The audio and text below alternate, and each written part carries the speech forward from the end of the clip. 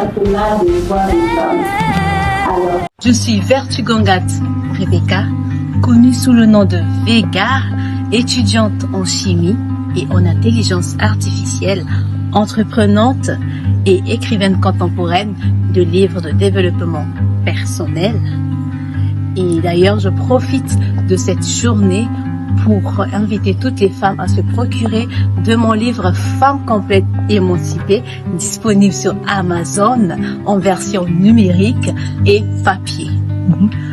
En plus d'être écrivaine, je suis directrice générale et fondatrice principale de l'association Vegardon, ainsi que de sa sous-structure Vegardon School, qui est une école en ligne. Les deux sièges sont basés ici en France. Alors, aujourd'hui marque notre tout premier événement de l'année 2026, car notre dernier grand rendez-vous remonte au 6 décembre 2025, dont vous pouvez retrouver la rediffusion sur notre chaîne YouTube Vegardon. Ce débat s'inscrit tout simplement dans une volonté de réflexion, de dialogue et d'engagement autour des enjeux qui concernent les femmes aujourd'hui. Sans plus tarder, je vais donner la parole à les cofondateurs qui sont sur place afin qu'ils puissent également se présenter, ainsi qu'à nos partenaires et invités spéciaux qui nous ont fait l'honneur d'être parmi nous. Excellent débat, je vous remercie.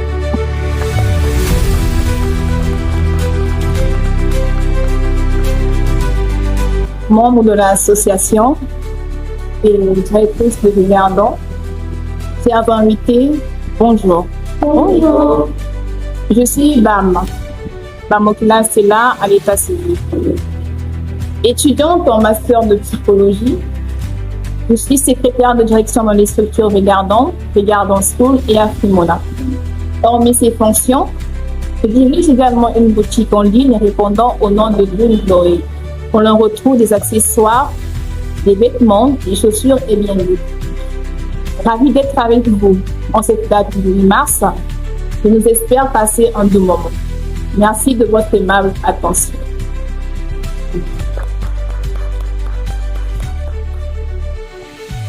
Membre de l'association, invités spéciaux, Madame Vega, bonjour.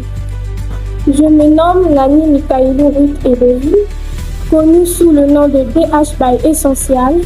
Je suis étudiante finaliste en licence en formation professionnelle en gestion des ressources humaines, entrepreneur et directrice LA, c'est-à-dire logistique et d'approvisionnement.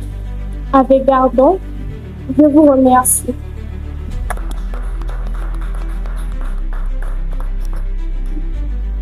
Bonjour à tous, je me présente, je m'appelle France Lisa Manda, lycéenne au lycée Saint.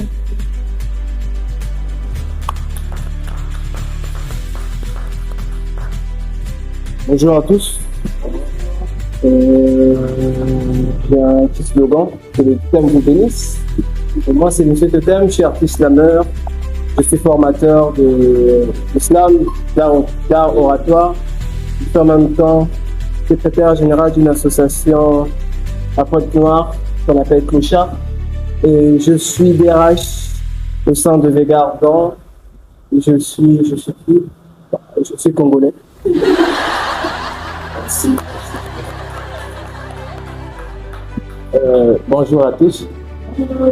Merci pour votre présence ici. Moi, c'est Jafé Padi. Je suis professeur de mathématiques et en même temps professeur de la langue italienne. Au sein de Vegardon, je suis directeur événementiel. Et je pense que c'est tout pour moi. Merci. Je suis de celles qui bâtissent. Je suis de celles qui innovent. Je suis de celles qui font bouger les lignes. Je suis un sniper. Je suis une dénicheuse de talent. Je suis une chasseuse de tête. Je suis Nanti Jencia Léon, coach, formatrice, consultante. en développement personnel, intelligence émotionnelle, communication interpersonnelle, communication professionnelle, programmation neurolinguistique, prise des paroles en public, art oratoire, éloquence, pour ne citer que ces différentes flèches que j'ai dans ma judiciaire pour l'instant. Bonjour, j'espère que vous allez bien et on est là pour fêter. Et on est déjà prêt pour la fête, madame. Et on n'attend plus que vous. Merci. Merci beaucoup pour toute votre présentation. Comme vous l'avez remarqué sur le différent classique, notre échange porte sur les droits des femmes. Alors, que s'est-il passé dans l'espoir que le 8 mars soit une date mémorable à l'échelle internationale? Le débat est différent. Ce qui s'est passé dans l'histoire pour que le 8 mars soit une date mémorable à l'échelle internationale? Alors, merci beaucoup pour la question posée. Contrairement à ce que l'on raconte souvent, la Journée internationale des droits des femmes ne vient pas d'un incendie de 129 ouvrières mortes dans leur lieu de travail. Cette histoire est une rumeur qui a su s'imposer. La date du 8 mars est le fruit d'un mouvement social et politique. Au XXe siècle, plus précisément, en 1910, lors de la conférence internationale des femmes socialistes, Clara Zetkin, une Allemande, propose la création d'une journée internationale dans l'objectif de revendiquer le droit de vote, exiger de meilleures conditions de travail, réclamer l'égalité politique et sociale. Avec ces deux concepts sont retenus deux mots clés. On a la mobilisation et la revendication, non pas la célébration. La première célébration a eu lieu en 1911 avec plusieurs pays européens. Ils organisent la première journée internationale des femmes avec des thèmes centraux, notamment le droit de vote, le droit au travail et la fin à la discrimination. Aujourd'hui, s'il fallait réellement répondre à l'origine de la date du 8 mars, il serait dit que la dite date est liée à un événement majeur en Russie. Selon le calendrier russe, cette date correspondait au 8 mars, qui normalement répond au 23 février 1917. Nous notons également que lors de cette date, plusieurs ouvrières descendent dans les rues pour réclamer du pain, la paix et de meilleures conditions de vie. Cette grève déclenche un mouvement révolutionnaire.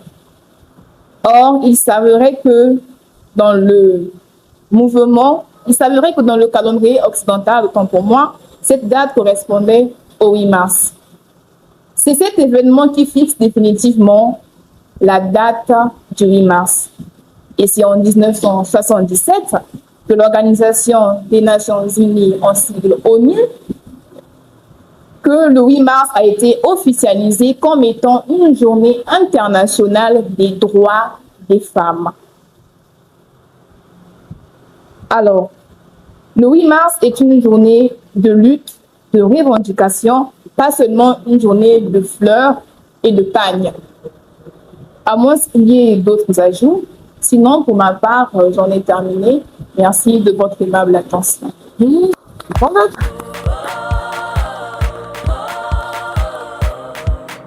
S'il y a d'autres ajouts, sinon moi je suis convaincue. Merci Madame Bam pour cette historique. Par ailleurs, j'ai une question.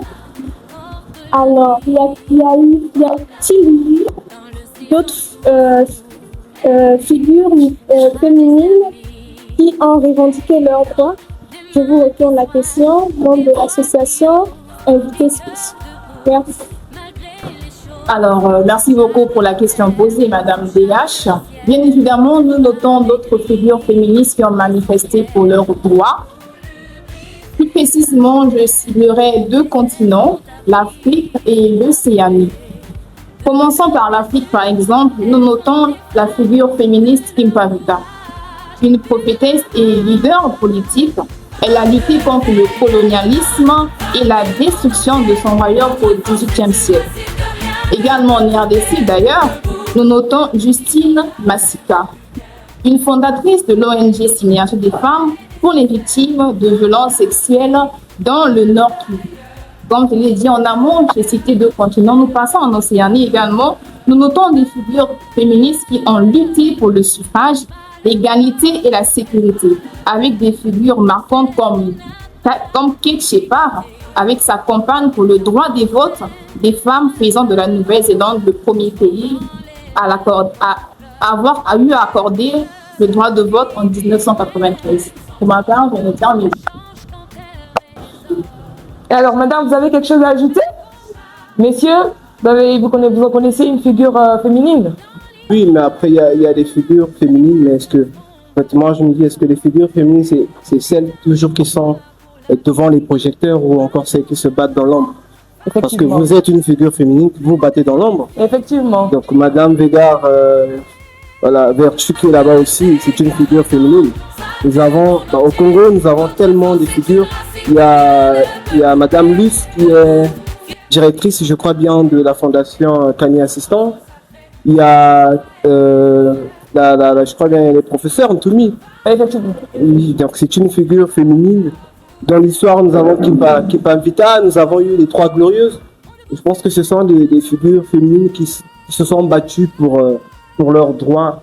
Et moi, je pense que même s'ils sont pas peut-être, qu'ils n'ont pas plutôt la projection qu'il faut, mais elles se battent dans l'ombre. Et moi, je tiens à souligner ce point. Merci. Merci pour la parole accordée. De mon côté, si je veux parler de figure, je vais soutenir ce même côté avec mon collègue. Personnellement, occupe sa place qu'elle a droit.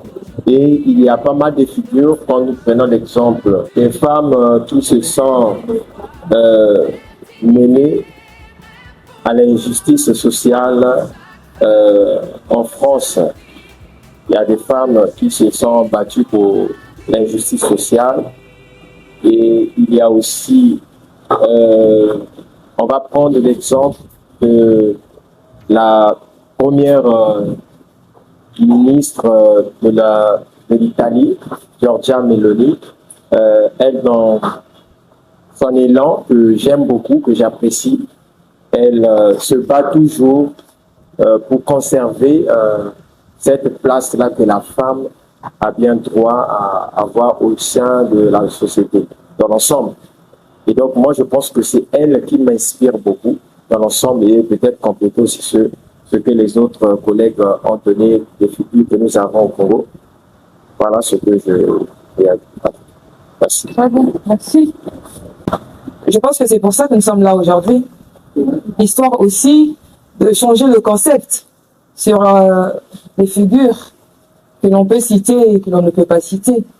Parce qu'aujourd'hui, si vous avez une idéalité, comme a dit le monsieur, c'est seulement ceux qui sont sous les projecteurs, ce qui veut dire que nous là, on ne fait rien du tout. Et on va parler tout à l'heure de l'apport de tout un chacun pour faire bouger les choses. Parce qu'il s'agit de droits de la femme. Donc votre question aura réponse à la fin de ce débat, soyez-en sûrs. Bon, mais comme on a eu notre invité qui est là, il doit d'abord se présenter pour qu'on puisse passer à l'étape suivante. Bon, moi je le connais déjà, mais bon, je vais faire comme si je n'étais pas là. Monsieur, vous avez la parole. Merci beaucoup et déjà premièrement, désolé pour le retard. Un grand retard, je l'admets, j'avoue. Et je suis Prince Ntontolo, généralement appelé Prince Lay. Je suis professionnellement parlant infographiste et modérateur professionnel. Et je suis le cofondateur principal de l'association Afrimona, qui est une association culturelle et éducative. Et voilà un peu, pour ne pas aller trop loin. C'est bien. Madame, la suite. Quelle est l'attitude que l'on parle de violence féminine en fait, est-ce qu'on doit surveiller, l'accepter, ce qui devrait faire. Très bien. Quelle attitude devrions-nous avoir face à cette date, effectivement? Merci Madame Vega pour la parole accordée. L'attitude à tenir, je parlerai d'une petite histoire d'une dame qui était illettrée, qui s'est mariée. Quand elle s'est mariée, elle a eu des enfants. Elle a fait grandir ses enfants, elle était femme au foyer. Après, ses enfants sont arrivés au niveau secondaire et la dame, elle s'appelait Maman Clarisse. La dame est restée à la maison sans rien faire. Elle a vu, elle a imaginé, elle a réfléchi et elle s'est dit que non, moi aussi, je dois apprendre à lire et écrire. Elle n'est pas partie dans un centre, elle n'est pas partie faire des cours du soir. Elle a plutôt osé demander à sa fille, sa première fille qui était en classe de terminale, lui apprendre les bases. On peut dire l'alphabet, à lire des petits bouquins, des romans. Et pas à pas, elle a commencé à s'adapter. Elle maîtrisait maintenant à écrire et à lire. Après, quand elle a maîtrisé on peut dire quelques mots, elle a su lire des livres, elle a manifesté, elle s'est levée, elle a rendu témoignage pour ça. Et elle a dit non, d'autres femmes aussi sont dans l'ombre, donc elle doit manifester pour ces femmes-là. Ce que je peux conclure, l'attitude à tenir lors du 8 mars, c'est de manifester pour nos droits, nos femmes. On doit se lever, manifester, s'organiser, faire des marches si possible. Pour ma part, j'en ai terminé. Merci beaucoup pour la contribution. Merci. Madame? Alors, quelle attitude devrions-nous tenir, nos femmes, en cette date du 8 mars? Tout d'abord, il faut savoir que la date du 8 mars n'est pas une date où nous, les femmes, nous devons juste être vêtues de palme, même si nous sommes dans le contexte actuellement. On ne doit pas juste être pomponné, mais plutôt on doit être dans une posture de manifestation. Je m'explique. Nous ayant reconnu la journée, le 8 mars comme étant la journée internationale des droits, on va insister sur le concept droit, sur le fait que c'est une journée internationale des droits des femmes. La femme, dans sa posture, ne doit pas tout simplement se pomponner, tout simplement se retrouver dans les bars pour aller vendre de l'alcool et que sais-je encore. Et plutôt, ça doit être une journée où nous, en tant que femmes, on doit s'asseoir, tenir peut-être une assemblée et parler de ce qui a été fait, ce qui n'a pas été fait par rapport à notre figure féminine. Alors, nous les femmes, nous sommes un peu trop limitées, on aime un peu trop se faire belle d'ailleurs. Pour ce qui est... C'est pas un péché, hein, madame, soyons sérieux non plus. Pour ce qui est de la partie réflexion, on n'en a pas vraiment. Nous sommes très peu peut-être qui assument encore ce côté intellectuel que nous pouvons avoir. Mais sinon, moi, je me dis personnellement que la journée internationale des droits des femmes devrait être normalement une journée où on fait un bilan, on se réunit entre nous, on se pose des véritables questions. Est-ce que moi, en tant que femme, dans ma posture, est-ce que je connais mes droits? Est-ce que moi, en tant que femme, je respecte mes droits? Est-ce que moi, en tant que femme, je ne suis pas en train de piétiner mes droits? Ici, on doit faire, comme je l'ai dit en amont, un bilan. Dire ce qui a été fait, ce qui n'a pas été fait. Manifester. Parce que le 8 mars n'est pas une journée où on doit tout simplement crier haut et fort que c'est notre journée internationale des droits des femmes. Mais plutôt, la lutte se fait chaque jour, chaque seconde, minute après minute. Et la journée du 8 mars devient en quelque sorte, comme je l'ai dit, le bilan où chacune de nous dit ce qu'elle a pu faire, ce qu'elle a pu accomplir, ce qu'elle a pu... pour quelle cause elle s'est levée, par exemple, au cours de l'année. Voilà, pour ma part, j'en ai terminé. Merci beaucoup. Merci, madame. Je vous en prie. Personnellement, l'attitude que nous devons adopter pour cette journée, pour moi, se mobiliser, se lever, avoir une réflexion, pas plutôt une simple célébration. Il est essentiel de remettre en lumière les inégalités de saluer les luttes pour l'égalité et de soutenir l'autonomisation des femmes et s'engager activement contre les violences. Merci. Ça veut dire que parfois je n'ai rien à dire. Ben, c'est un débat, on est obligé de dire quelque chose. Hein. C'est toujours un apport. Faut pas oublier qu'il n'y a que nous. Il y a d'autres personnes qui sont là, qui nous écoutent. Et chaque chose est importante. Qu'on le dise pas. Moi, je pense que même elle est en train de lutter là. Parce qu'elle a la grippe. Effectivement. Voilà, elle réclame son droit. Effectivement. Et donc c'est même l'exemple. C'est ça, en fait. Et c'est ça en fait que la femme doit continuer à faire, parce que nous sommes dans une société où nous les hommes, il faut vraiment parfois sortir de sa propre peau. Donc nous les hommes, nous ne laissons pas vraiment cet espace-là aux femmes de s'exprimer. Mais aussi, est-ce que la femme est-ce que la femme utilise cet espace pour vraiment se défendre ou encore pour montrer son ignorance? Par exemple, on a tous TikTok.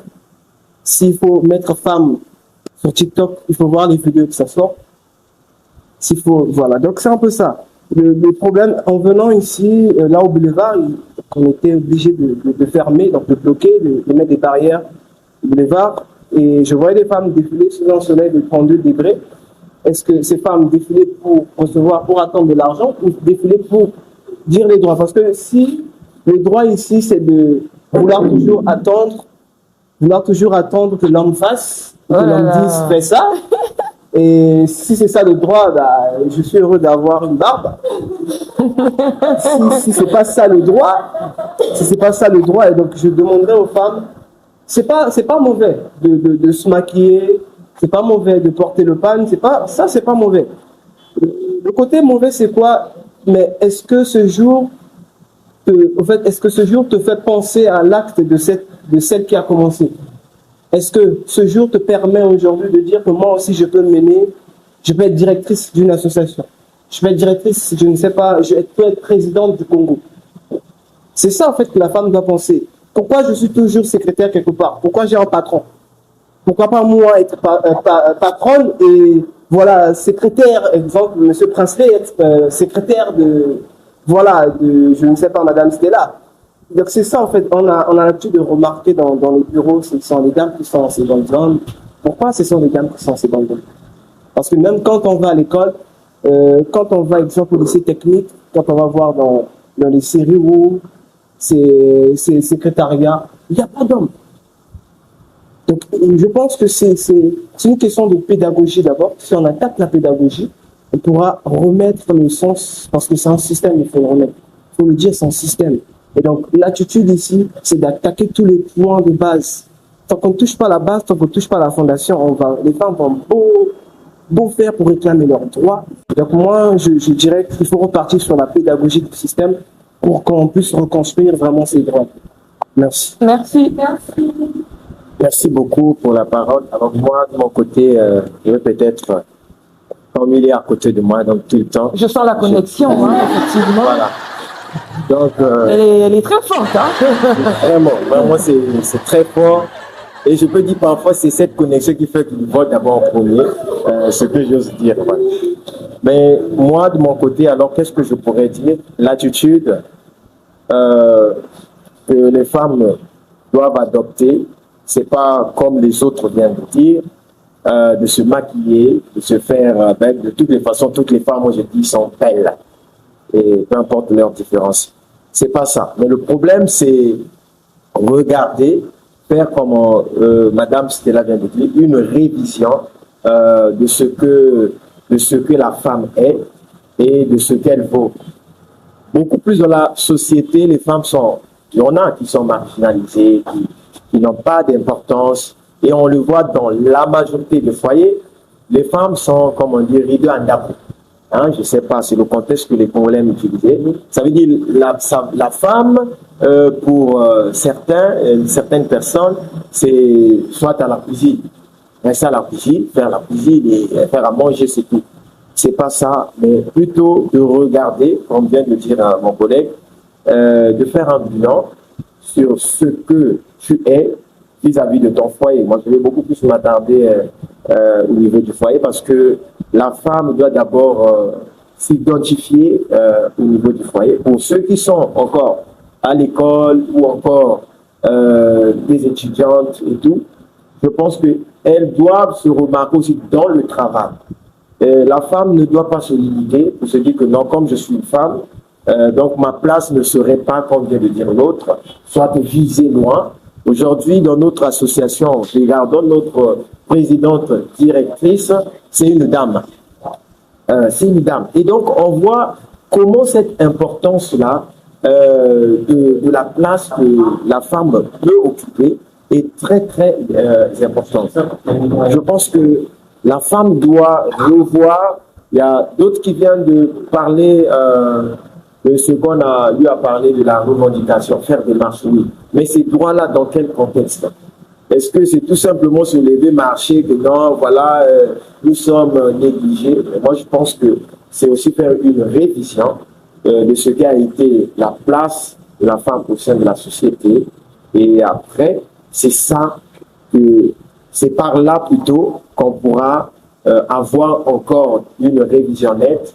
Qu'est-ce qui n'a pas marché, qu'est-ce qui a marché et qu'est-ce qu'on peut améliorer pour que à chaque fois que cette date-là va intervenir, que ça soit encore une attention particulière de revoir certaines choses. C'est ce que je peux dire. Merci. Très bien.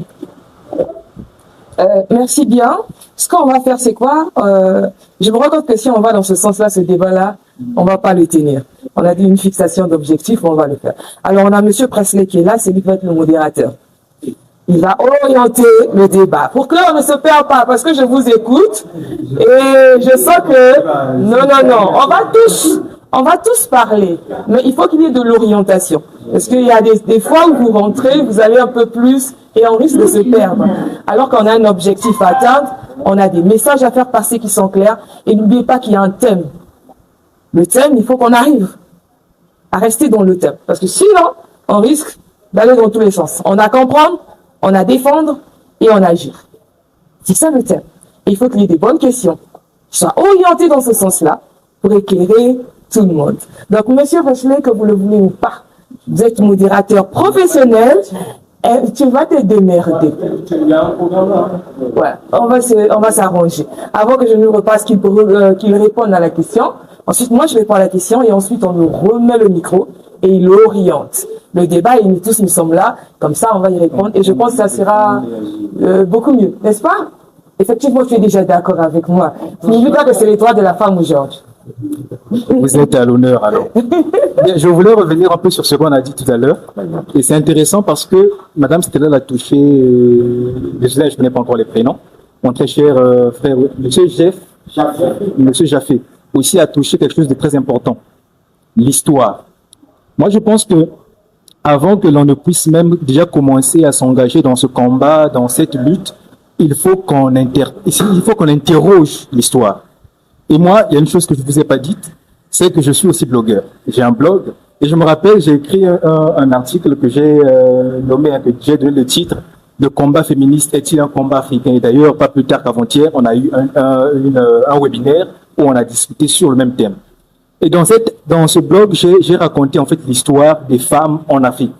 Bon, généralement en Afrique centrale, plus précisément, où nous avions eu des reines avant même que l'on ne parle des droits de femmes, pendant que les autres allaient aux États-Unis ou ailleurs se battaient pour chercher ces droits-là. Nous, en Afrique, on avait déjà des reines. Ça veut dire qu'en Afrique, on avait déjà c'est-à-dire qu'on donnait déjà une certaine importance aux femmes. C'est vrai, je suis d'accord qu'il y a d'autres régions en Afrique où c'est encore vraiment mitigé, où les femmes sont toujours marginalisées, ça c'est vrai. Mais en Afrique centrale, dans certains pays d'Afrique, la femme a toujours un rôle important dans la société. Et donc, c'est à nous d'interroger l'histoire et de se dire qu'on n'a pas besoin de demander la permission à qui que ce soit. Moi, ma mère, par exemple, est villageoise. Vous voyez, elle vit dans le village, elle est avec son mari, mon père, elle fait ses chants et tout. Elle n'a pas, c'est-à-dire, le temps d'aller manifester pour les droits de femmes. Mais elle sait se faire respecter. Elle sait qui elle est. Elle sait comment se faire respecter. Ce qui fait qu'aujourd'hui, sans vouloir en tout cas aller trop loin, elle est l'une des femmes les plus respectées dans son village. Pourtant, elle est juste jardinière, elle fait des champs et tout, mais elle est en tout cas l'une des personnes les plus respectées au village. Mais pourtant, elle n'a pas demandé la permission à qui que ce soit, et s'est engagée. Elle n'a pas dit non. Ici, c'est vrai que les femmes, on ne leur donne pas la possibilité d'acquérir des terrains, mais moi, je vais le faire. J'ai un terrain. Quand même c'est difficile, j'achète un terrain. Quand même c'est difficile, je m'engage. Parce qu'en fait, c'est ça, nous, on a peur de s'engager parfois. On se dit que non, mais qu'est-ce que les gens vont penser? Et du coup, on n'ose plus assumer qui nous sommes. Donc, pendant ces journées du 8 mars chaque année, si vraiment, comme a dit les autres, nous pouvons nous asseoir, dire qu'est-ce qu'on a eu à faire, qu'est-ce que les autres ont eu à faire, comment est-ce que la femme a été respectée dans le temps, comment est-ce que nous sommes respectés aujourd'hui et qu'est-ce qui reste à faire. Et ça, ce sont des questions qu'il faut se poser pendant cette journée pour savoir où est-ce que nous devons engager notre combat. Parce que, soyez-en sûrs, le combat n'est pas le même partout. En Europe, les gens vont manifester pour peut-être avoir quelque chose d'autre. Nous, en Afrique, on va aussi se battre pour quelque chose d'autre. Soyons vraiment réalistes dans ce sens-là. Donc, c'est un peu ce que je voulais compléter sur ce qu'on a eu à dire. Merci beaucoup. Je suis tout à fait d'accord avec ça. Très bien. Mais, bon, s'il faut déjà répondre à la question avant qu'on te remette le micro, moi, mon attitude à moi, il est très simple. Le 8 mars, c'est un jour de réflexion. Le 8 mars, pour moi, c'est un jour où je fais le bilan. Obligatoire, je suis une femme. Qu'est-ce que j'ai apporté comme pierre à l'édifice depuis une année? Pour moi, c'est le jour où je me fixe aussi des objectifs. Pour certaines personnes, la fin de l'année, c'est en décembre. Mais pour moi, en tant que leader, c'est le 8 mars, où je m'assois, je vois ce qui a été fait, ce qui n'a pas encore été fait, je me fixe des objectifs, voir comment est-ce que je vais apporter ma pierre à l'édifice et faire avancer les choses. Et j'attendrai le 8 mars de l'année prochaine encore pour faire le bilan, m'adapter, améliorer et avancer. Et c'est une très bonne posture, je la recommande à toutes les femmes. Si cette date est là, c'est pour que chacun de nous, au-delà de ce qui peut se passer, de parler, de dire ce qu'elle a eu à faire effectivement de toute l'année, et de pouvoir améliorer les choses et faire un bilan. Voilà un peu ce que j'avais à dire pour répondre d'abord à la question. Très bien, alors, monsieur le modérateur, on va orienter le débat. On a comprendre, défendre et agir. Alors, comment est-ce qu'on peut orienter ce débat afin qu'en sortant d'ici, chacun de nous ait quelque chose à dire. Parce qu'il ne faut pas oublier une chose, on peut bien critiquer, mais à la fin, si on ne propose pas de solution, pas d'initiative, pas de suggestion, ça ne sert à rien. On aura perdu notre temps. Fin de fin, il faut qu'il y ait un appel à l'action. Et pour ça, il faut que ceux qui nous suivent comprennent ce processus jusqu'à arriver à cet épilogue, si je peux le dire ainsi. Alors, monsieur Prince, on va vous suivre maintenant. Ça va être compliqué. Ça va être compliqué. Vous avez appelé ça débat. Et généralement, moi j'aime bien alimenter le débat dans le sens où, quand on parle de débat, il y a généralement une personne qui est contre et une personne qui est pour. Généralement. C'est pour ça qu'on appelle ça débat. Il y a des hommes ici. On va partir dans ce sens-là pour essayer un peu de comprendre, défendre et agir. Et moi, je vais être un peu au milieu pour remettre un peu les choses. Ça vous va? Voilà, je ne vais pas mal parler, je ne vais pas bien parler, on va remettre les choses. Voilà. Alors, vous êtes d'accord, madame? Madame Vegard. Ah, d'accord. Très bien. Super. Bien. Je pense que nous allons commencer par ce que nous avons déjà dit tout à l'heure, les droits. Vous êtes d'accord avec moi que plusieurs personnes, plusieurs femmes sont en train aujourd'hui de manifester sans même connaître pourquoi est-ce qu'elles manifestent ou qu'elles manifestent. Si on demande, Madame Stella, d'après vous, si on vous demandait de nous citer au moins 2 ou 3 droits que les femmes sont en train de réclamer jusqu'aujourd'hui, lesquels citerez-vous? Alors, merci beaucoup pour la question. pour citer au moins 2 droits sur lesquels nous sommes encore en train de réclamer. Ici, je parlerai du droit à l'éducation et également le droit aux meilleures conditions de travail. Et ne pas dire un bon salaire, par exemple, et non une certaine minimalisation de la femme au milieu de travail. Merci. Très bien, oui. En dehors de ce que Mme Stella a dit, est-ce que vous avez d'autres... Pour l'instant, non, je n'ai pas encore quelque chose à rajouter. Très bien, merci. Merci. Très bien. La présidente, vous avez des droits à citer parce qu'il ne faut pas oublier qu'elle est là, elle doit faire partie.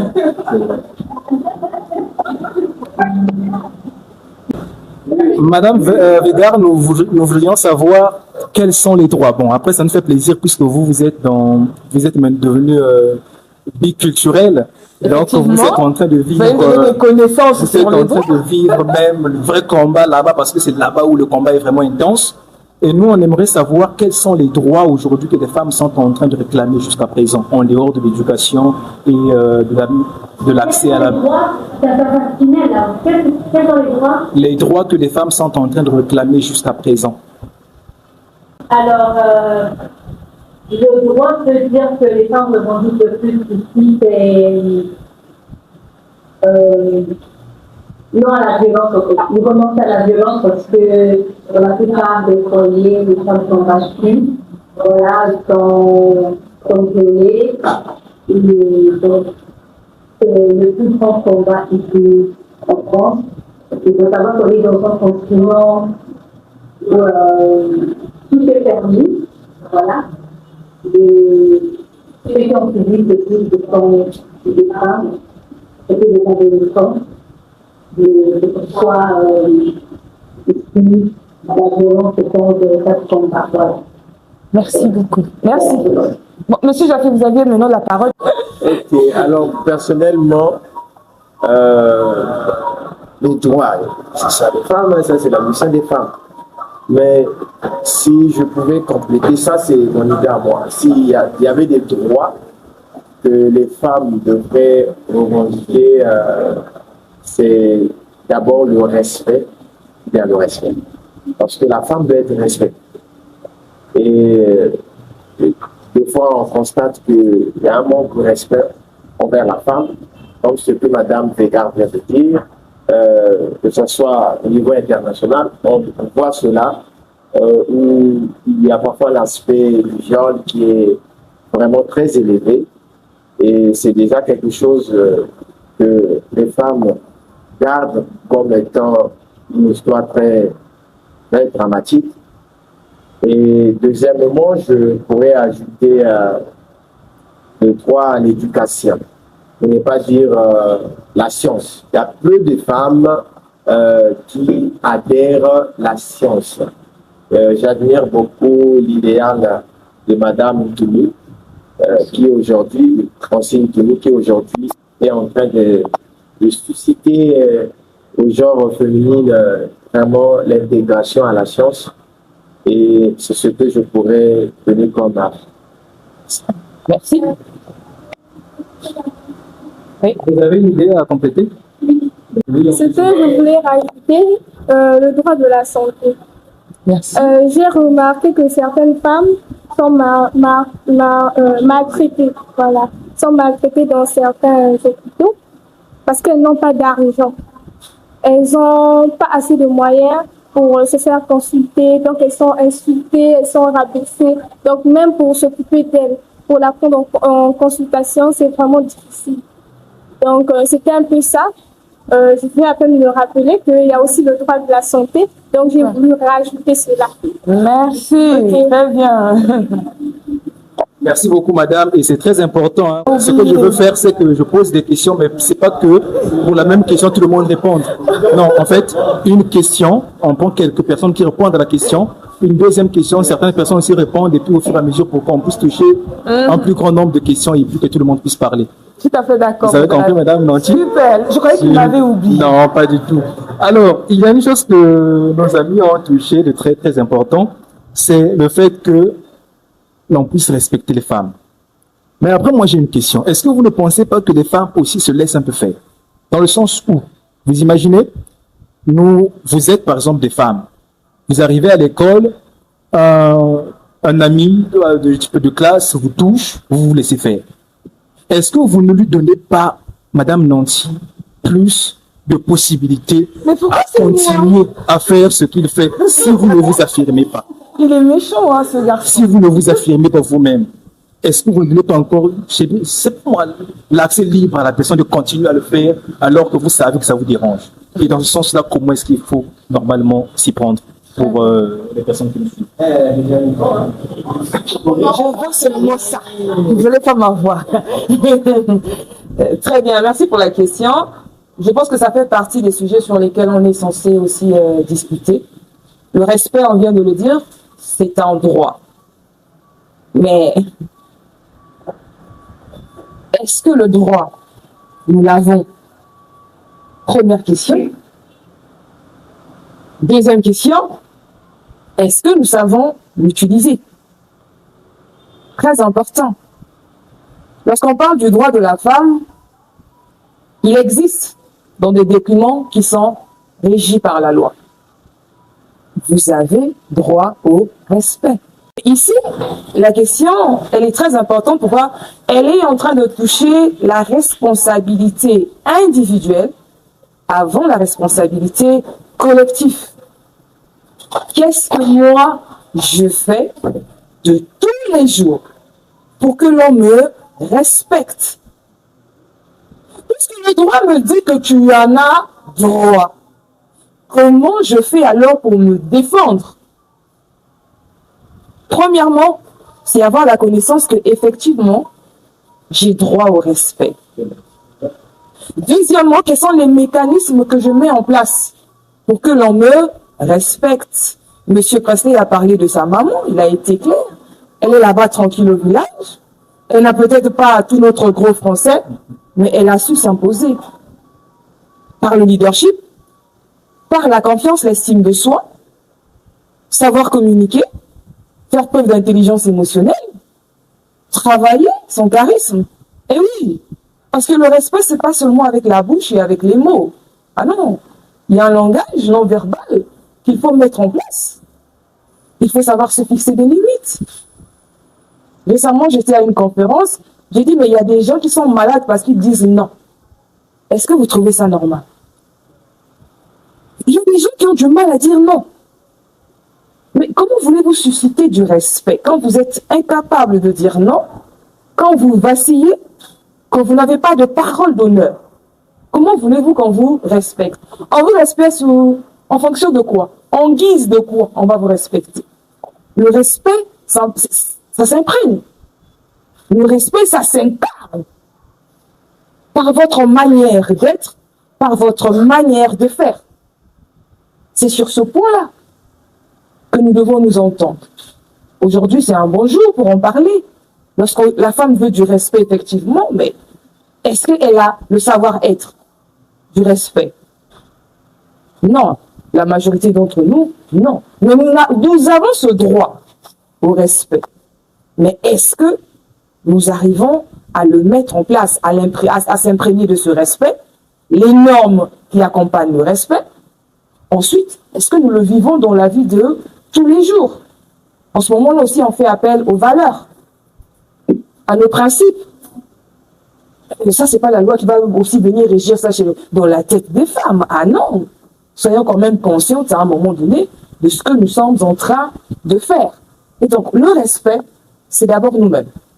C'est la manière dont nous nous voyons, nous nous valorisons, et la manière dont nous voulons que les gens puissent nous voir.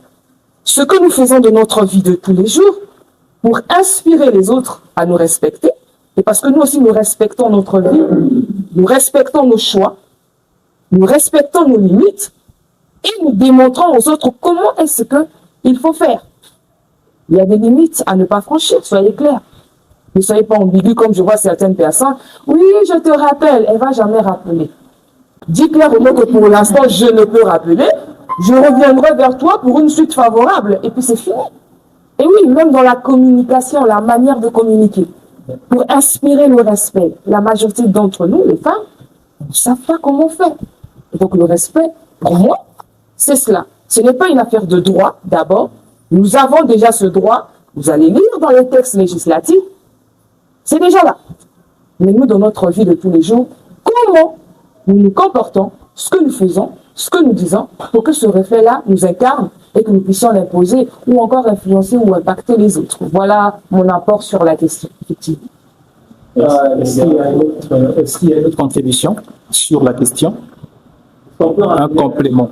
Alors la question c'était de savoir est-ce que les femmes elles-mêmes ne se laissent pas faire quand il s'agit du respect qu'elles veulent qu'on leur donne?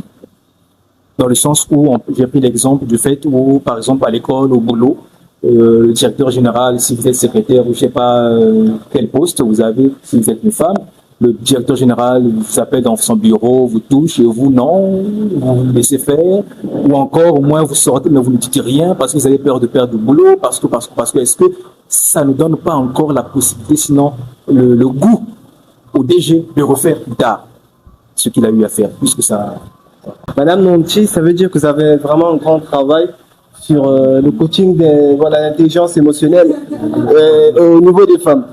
Parce que ce qu'elle a souligné, c'est ça, en fait. Effectivement. Et donc, en fait, ce que vous dites, c'est ce que Madame a dit, Madame Nancy a dit ici, c'est vraiment très, très, très, très important et primordial. Parce que, en fait, les femmes connaissent une journée de droit. Mais est-ce que ces femmes connaissent les droits? C'est ça, en fait, l'ignorance. Vous avez bien souligné, par peur de perdre le boulot, certaines femmes se donnent à. Mais aussi, il y a un point. Je ne vois pas, et je parcours beaucoup de panels. Lorsque ça parle femme, ça met homme à côté. Parce que je dis, s'il faut défendre ses droits, il faut parler aux hommes qui vous privent de ses droits. Et déjà, si vous mettez à côté ces hommes qui devraient apprendre de vous, je ne vois pas ces hommes aussi changer de mentalité ou encore vouloir changer leur comportement. Donc il y a aussi ce point-là à mettre en considération. Et moi, je pense aussi que la femme doit se connaître, doit connaître sa dignité, sa valeur.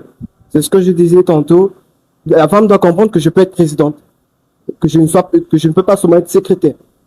Et il y a une histoire, il y a une femme qui a son mari le tabasse, insulte, minimise sa famille. Mais parce que la femme a l'enfant avec le mari, elle est là à se porter. Et tout son corps cicatrisé, elle peut pas. Et quand elle va se confier chez sa maman dit c'est la place de la femme encaisse.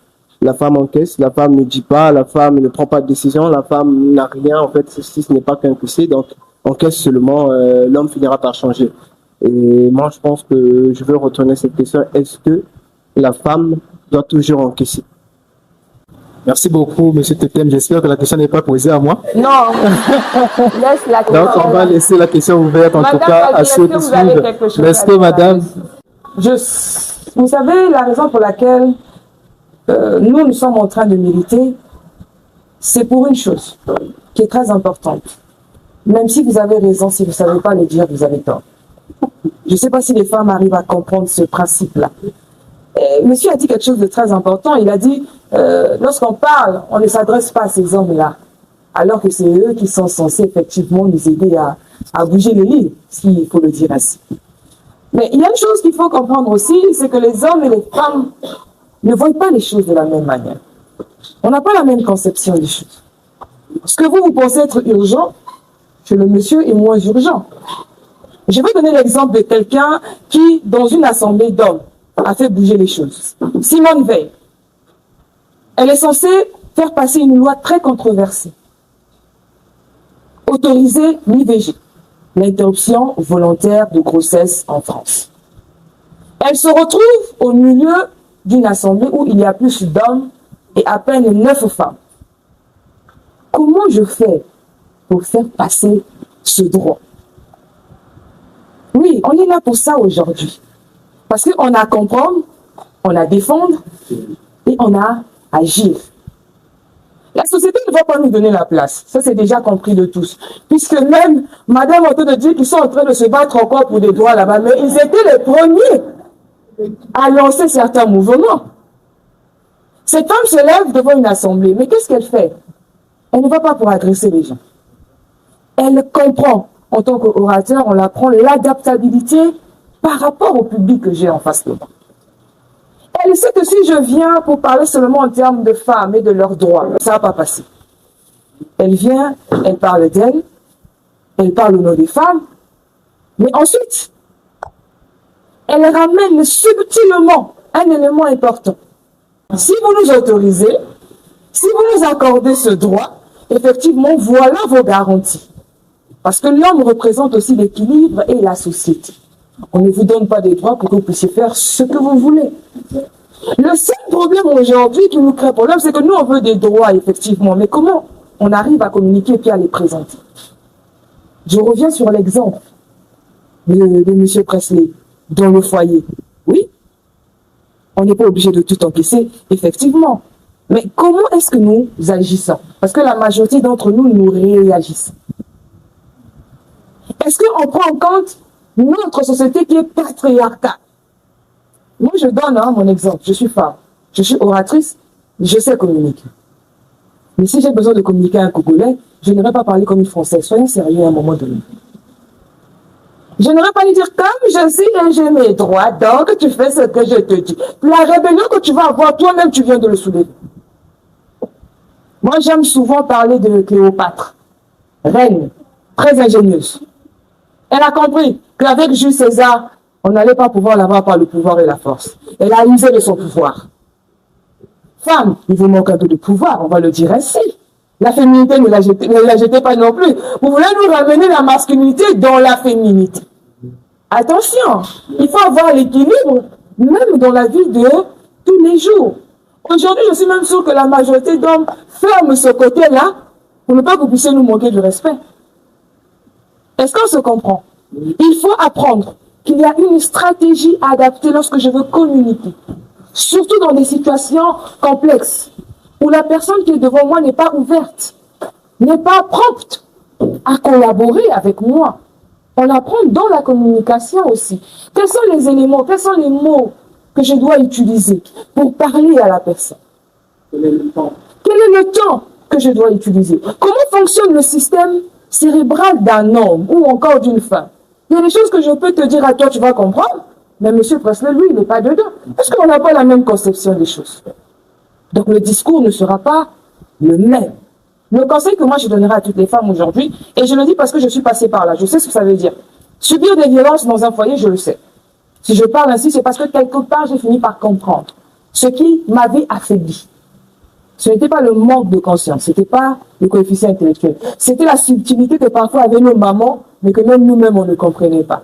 Je voudrais ici en profiter et dire quelque chose. Lorsqu'on est en grandi, on a l'espoir, on a la tête, on a des grands rêves. Je veux devenir, effectivement. Lorsqu'on finit par grandir à un certain âge, ce n'est pas parce qu'on délaisse cela. On comprend des notions qui sont très importantes. Il y a des guerres qu'on ne mène pas front-off comme ça. Il y a des guerres qui ne sont même pas là pour parler, comme tu as su le dire. Et on a l'impression que notre voix, mais la voix, le parler, s'il faut s'exprimer, c'est la communication, elle n'est pas seulement verbale. Elle est non-verbale. Elle est paraverbale. Est-ce que les femmes peuvent le comprendre? Pour qu'on avance. Si elles ont compris que le droit, elles ont, le pouvoir aussi, elles ont, quelles sont les stratégies que je mets en place? C'est pas pour, comme il a dit, tout encaisser. Non, non, non, non, non. Parce qu'après, tu as le gros cœur. Si tu as un manque d'intelligence émotionnelle, c'est la dépression. Moi, je suis passée par là. Je sais ce que je dis. Et il n'y aura pas quelqu'un pour te soutenir. On revient encore là-dessus. C'est pas quelqu'un qui va te donner ta part ou je ne sais quoi. Et effectivement, il y a des règles. Notre société est régie déjà par des règles. On va te dire quand tu vas dans le foyer, c'est pas pour ressortir. Ta place, tu ne l'as plus ici. Donc quand tu vas pour expliquer ton problème, on va te dire effectivement, mais arrange avec ton mari.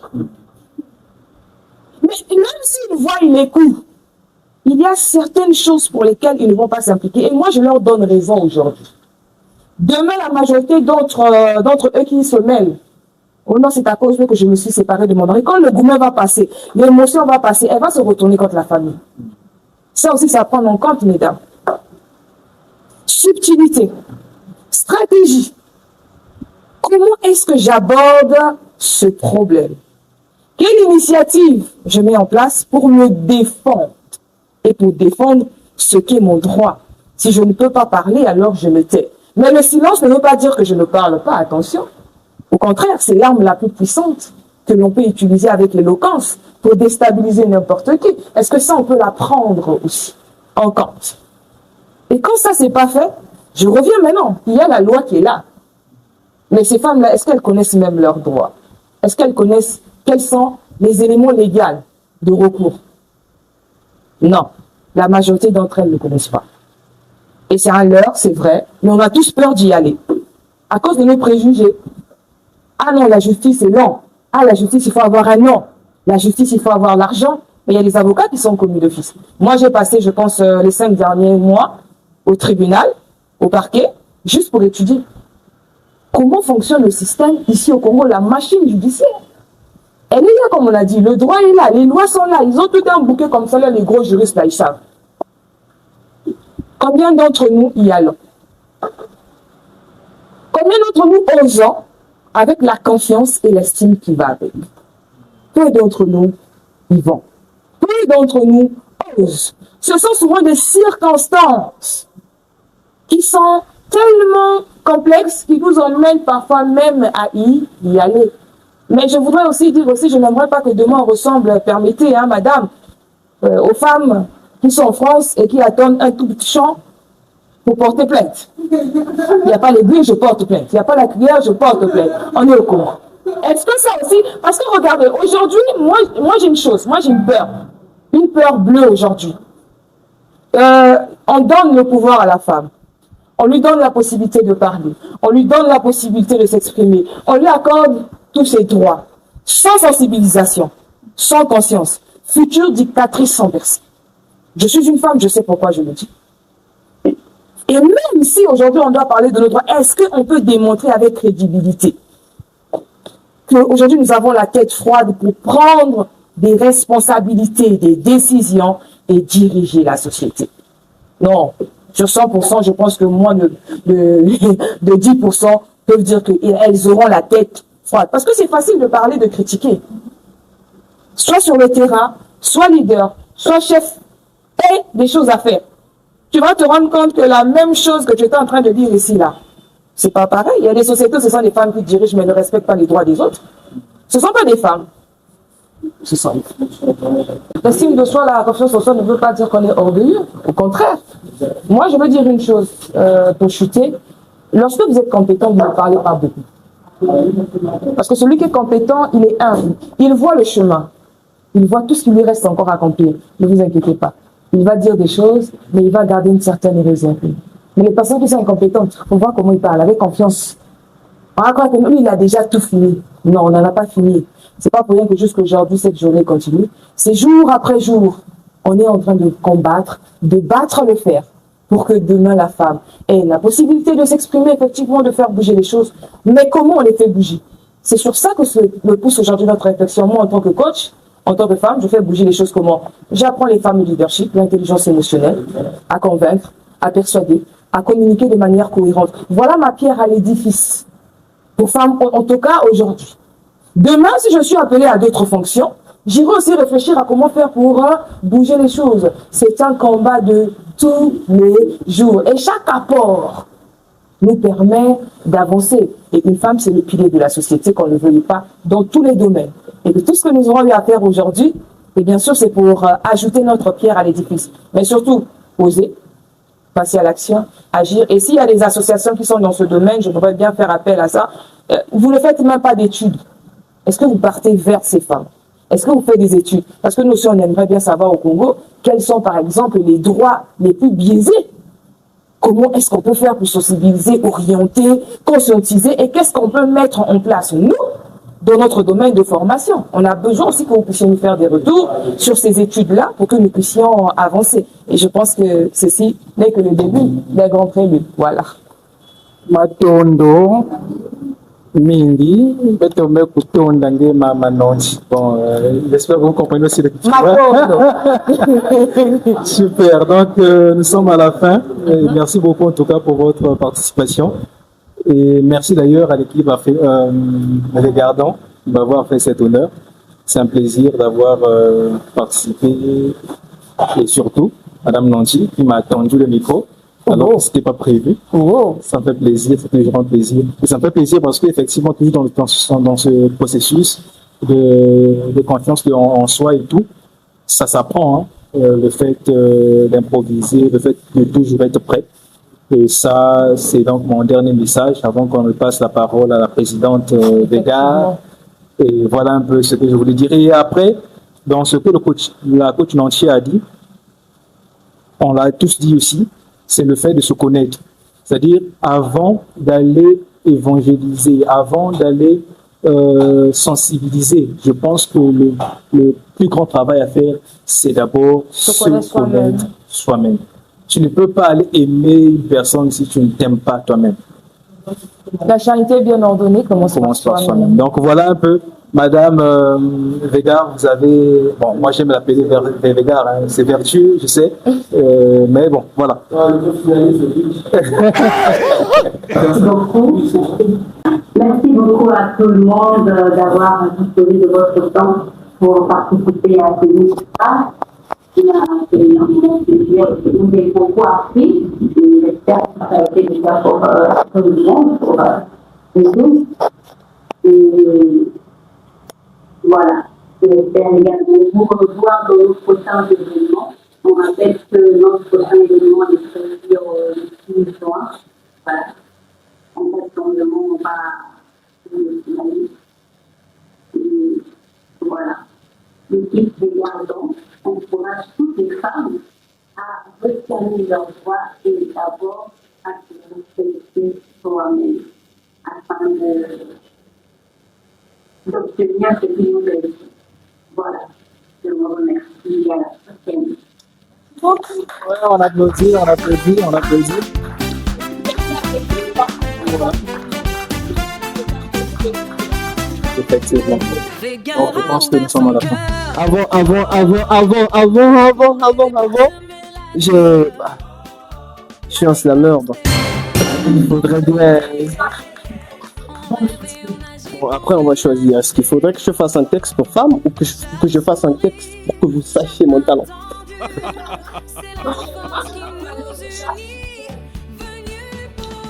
On écoute tout, hein? Ok, on va. Couleur d'un drapeau des drames hauts. Sous le rouge et bleu, mon âme s'efface. Enfant d'un génocide, mon sourire est acide. Vivre dans un noir lucide, paupières closes sur des rêves enterrés. À chaque jour suffit sa peine, disent-ils, mais ici, chaque jour en cache un autre plus sombre, plus dur qui ne se distille. Un casting d'esprit de prière en ralenti, comme une déclaration d'amour d'un bête. Une chasse à l'homme peut-être pour celui qui arrache le dernier souffle, mais seulement ici, qui est Jean-Claude. Les balles tombent, une cadence qui broie, un tempo de fer, les rues ne sortent des couloirs de peur, des abattoirs d'âmes. Nos maisons sont devenues des hôtels de leurs fantasmes mortels. Sur nos mères et sœurs, le génocide nous a surpris sans préavis, comme provient un poster de Didi dans le sanctuaire d'un moine. Il brise nos foi, nos cœurs comme un imam qui souffre du Kenya après le délice d'un tartare blanc servi lors du tabaski. On marche sur les débris de nos propres vies. Il détruit le fruit de 9 mois comme un nid d'involonté. Couleur d'un drapeau de drame haut. Fils d'un génocide, mon sourire est acide. Vivre dans un noir lucide, paupières closes sur des rêves enterrés. On dit que la foi guérit, mais ici elle est sans anesthésie. Un conte de lumière éteinte, c'est vrai était-ce, c'est pourquoi mon cœur brûle d'un espoir vide. Pourquoi nos jours sont-ils rythmés au chant des armes que les enfants viennent à moi, disent des écritures, mais ici, les enfants sont pris par les ombres. Le royaume de Dieu se perd en chemin, la politique se plie aux prières des puissants. Notre avenir devient comme deux droites parallèles face au destin. Et je suis le sacrifice des paroles envolées, des promesses échouées, évacuées dans l'air. Père, pourquoi m'as-tu menti? Tu m'avais dit que celui qui croit en toi serait sauvé, que la famille de celui qui prie serait bénie, mais hier matin, midi, soir, ne sentais qu'un souffle contre un mur de silence. Dis-moi, que tu es de ta mère, mon cœur une plaie ouverte, comme si tu veillais du côté de son cœur, ceux qui me tuent sont en cœur. Dis-moi, qui suis-je donc pour mériter ce poids? Pourquoi dois-je encore croire serrer le reste de ma foi? Je sens encore sur moi le poids de mes fardeaux. Ai-je fait seulement une erreur de venir à toi? Jusqu'alors, je n'ai jamais reçu le repos. Je suis un oublié, une âme perdue de l'Est. Un enfant d'une terre où l'aube est une promesse mensongère. Je suis un fils aux yeux brûlés par l'orage. Je suis le récit d'un illettré. Je suis le fœtus des entrailles d'un PMK. Je suis fils d'un génocide, Goma. Merci. Oh, c'est beau. Et j'ai senti de l'émotion. Oh, c'était beau, c'était puissant, merci. Elle se lève avant le jour, porte la vie, porte l'amour.